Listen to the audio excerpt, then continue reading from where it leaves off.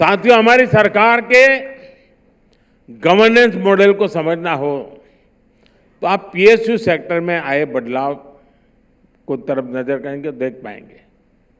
आमतौर पर सरकार के पीएसयू मतलब सरकारी खजाने से जाता है, जन्म लेता है और वो जन्म लेता है उसी दिन उसकी एक्सपायरी डेट तय हो जाती है जी।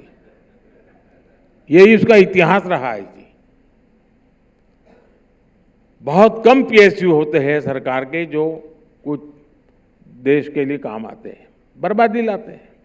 जो रचना बनाई है जिन्होंने बनाई, लेकिन आप याद कीजिए, वो दिन याद करेंगे तो पता है जैसे पहले की सरकारों के चलते बीएसएनएल और एमटीएनएल दोनों बर्बाद हो गए थे।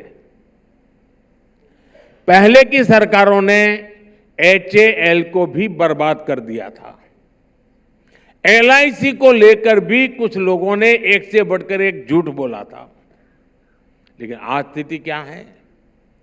आज BSNL made in India 5G की ताकत से आगे बढ़ रहा है।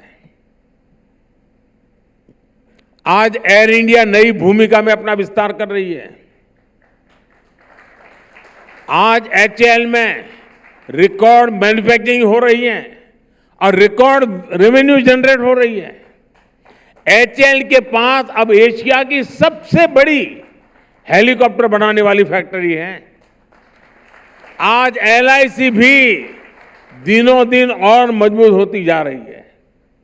साथियों, हमारी सरकार के इफेक्टिव गवर्नेंस की वजह से आज अधिकतर पीएसयू रिकॉर्ड रिटर्न दे रहे हैं।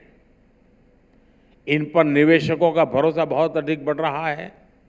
10 साल पहले पीएसयूज का नेट प्रॉफिट लगभग 1.25 लाख करोड़ रुपए था।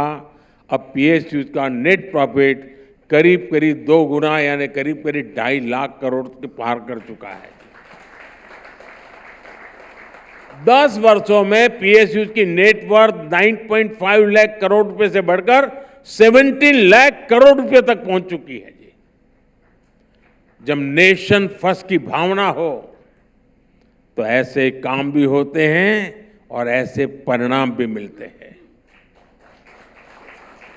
फैमिली फर्स्ट की भावना हो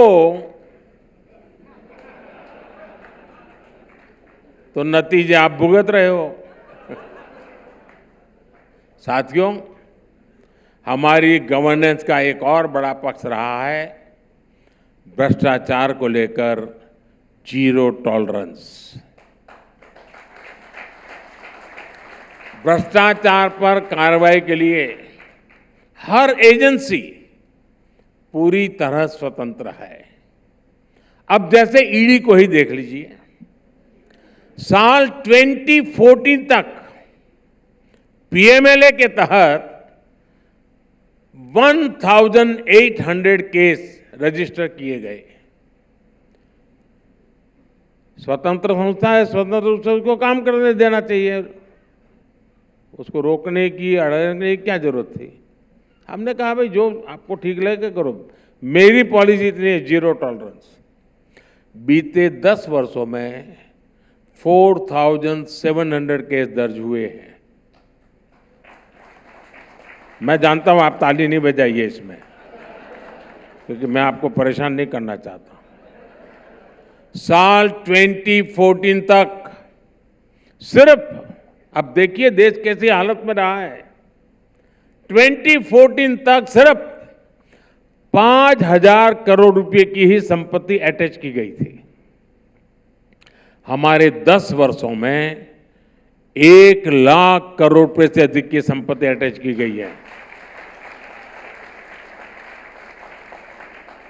प्रोसिक्यूशन कंप्लेंट्स के मामले में भी बीते 10 वर्षों में 10 गुना की वृद्धि हुई है।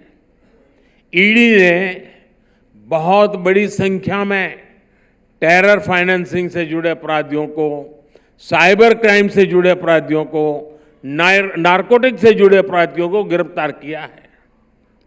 इन लोगों की हजारों करोड़ रुपए की संपत्ति अटैच की गई है। कई सारे ब्यूरोक्रेट्स के यहां ईडी की कार्रवाई ने, नोटों की गड्डियों ने पूरे देश का ध्यान अपनी ओर खींचा है। ये हम कर पाए हैं।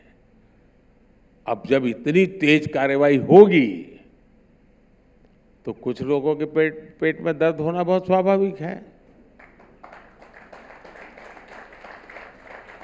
और इसलिए ही तो वो लोग दिन रात मोदी को गाली देने का अभियान चला रहे हैं। देश भी देख रहा है कि इन लोगों की नीति, नियत और निष्ठा हर प्रकार से सवालों के घेरे में है। ऐसे लोगों को देश साफ साफ कह रहा है, सो सॉरी।